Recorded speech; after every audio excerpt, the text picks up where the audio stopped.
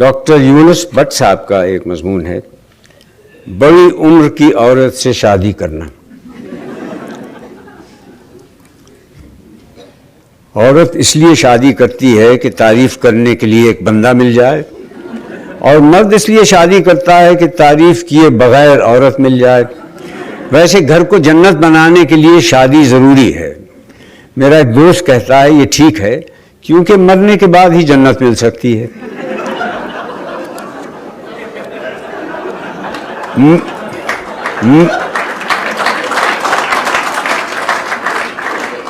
میرے خیال میں تو کمارا احمق ہوتا ہے، لیکن میرا دوست کہتا ہے کہ کمارا احمق ہوتا ہے مگر اسے اپنے احمق ہونے کا پتہ تب چلتا ہے جب وہ شادی کرتا ہے۔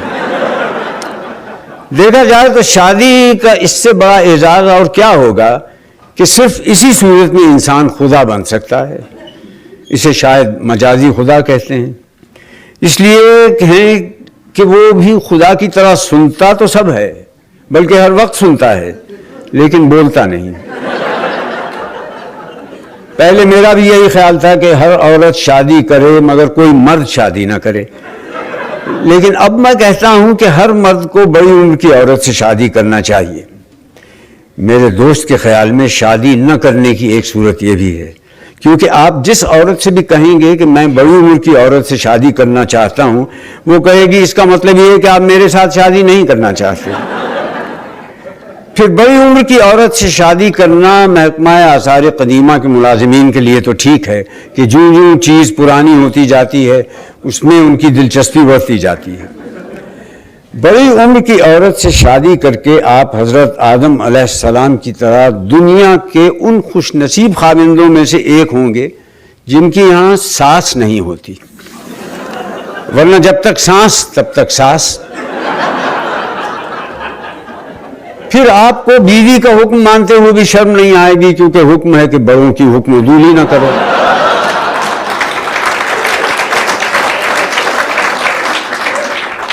لڑکے بالے جب جوانی میں بے قابو ہو جاتے ہیں تو بڑے بوڑھوں کے پاس ان کا یہی علاج رہ جاتا ہے کہ ان کی شادی کر دیں۔ گویا ہمارے ہاں شادی علاج جوانی ہے۔ دنیا کی وہ عورت جسے آپ ساری زندگی متاثر نہیں کر سکتے وہ بیوی ہے، اور وہ عورت جسے آپ چند منٹوں میں متاثر کر سکتے ہیں وہ بھی بیوی ہے، مگر کسی دوسرے کی۔ بیوی کی خوبیاں تلاش کرنا ایسا ہی ہے جیسے اپنی خامیاں تلاش کرنا۔ بندہ اس لیے شادی کرتا ہے کہ سکون سے رہے، جو شادی نہیں کرتے وہ بھی اسی لیے شادی نہیں کرتے۔ شادی وہ عمل ہے جس میں دو لوگ مل کر اس طرح رہتے ہیں کہ ایک دوسرے کو رہنے نہیں دیتے۔ ویسے شاعروں کو ضرور شادی کرنی چاہیے۔ اگر بیوی اچھی مل گئی تو زندگی اچھی ہو جائے گی، بیوی اچھی نہ ملی تو شاعری تو اچھی ہو جائے گی۔